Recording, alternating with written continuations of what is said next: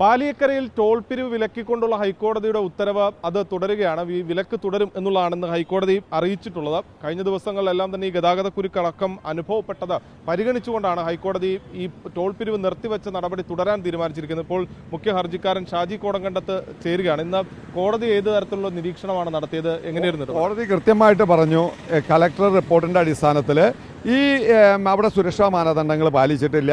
Service റോഡിൻ്റെ സൈഡിൽ വലിയ കാനയാണ് കുഴിക്കുന്നത്, അതിന് സുരക്ഷാ ഭിത്തി പോലും നിർമ്മിച്ചിട്ടില്ല. മാത്രമല്ല സർവീസ് റോഡ് തകർന്ന അവസ്ഥയാണ്.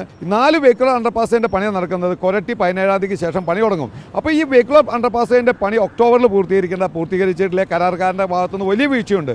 അതുകൊണ്ടാണ് കോടതി പറഞ്ഞത് ഈ വെഹിക്കുലർ അണ്ടർപാസിൻ്റെ പണി നടക്കുമ്പോൾ ബ്ലോക്കിൽ ഈ ടോൾ കൊടുത്ത് എന്തിനാണ് ബ്ലോക്കിൽ പെടുന്നത്, നിങ്ങൾ താരിഫ് പുനഃപരിശോധിക്കണം. അതുകൊണ്ട് നമ്മൾ മുന്നേ ഹൈക്കോടതിയിൽ പറഞ്ഞിട്ടുണ്ട്, ഏതെങ്കിലും രീതിയിൽ ടോൾ പുനഃസ്ഥാപിക്കുകയാണെങ്കിൽ 50% മാത്രമേ അവർക്ക് പിരിക്കാൻ അർഹതയുള്ളൂ. വെള്ളിയാഴ്ചയ്ക്കുള്ളിൽ ഒരു താരിഫ് പുനഃപരിശോധിക്കാൻ വേണ്ടിയുള്ള പുനഃപരിശോധിച്ചിട്ട് അതിൻ്റെ ഒരു റിപ്പോർട്ട് കോടതിയിൽ കൊടുക്കണം.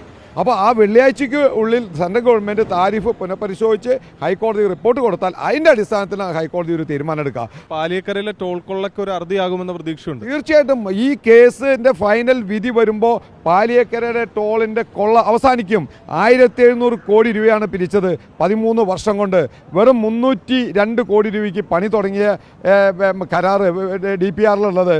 കരാറ് പണി കഴിഞ്ഞ് കഴിഞ്ഞപ്പോൾ അവർ 723 കോടി രൂപയുടെ പണി കഴിഞ്ഞു എന്ന് പറഞ്ഞിട്ട് 1700 കോടി രൂപയാണ് അവർ ചെയ്തത്. ഇത് കൊള്ളയല്ലേ? ആ കൊള്ളയ്ക്കൊരു അറുതി വരും.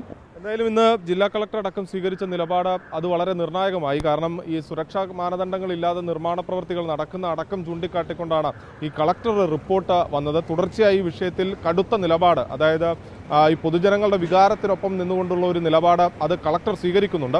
ആ റിപ്പോർട്ട് അടക്കം കോടതിയിൽ നിർണായകമായി എത്തിയിട്ടുണ്ട്. എന്തായാലും ഹൈക്കോടതി ഈ ടോൾ പിരിവ് നിർത്തിവെച്ച ഉത്തരവ് വീണ്ടും നീട്ടിയിരിക്കുകയാണ്. നാഷണൽ ഹൈവേ അതോറിറ്റി 3 ദിവസത്തിനകം വിഷയത്തിലൊരു പരിഹാരം കാണാം എന്ന് ഉറപ്പുകൂടി ഹൈക്കോടതിക്ക് കൊടുത്തിരിക്കുന്നു. എന്തായാലും വിലക്ക് തുടരുക തന്നെ ചെയ്യും. ക്യാമറാമാൻ ബിനേഷ് ബാബുരാജിനൊപ്പം സൂരജ് സജി, 24.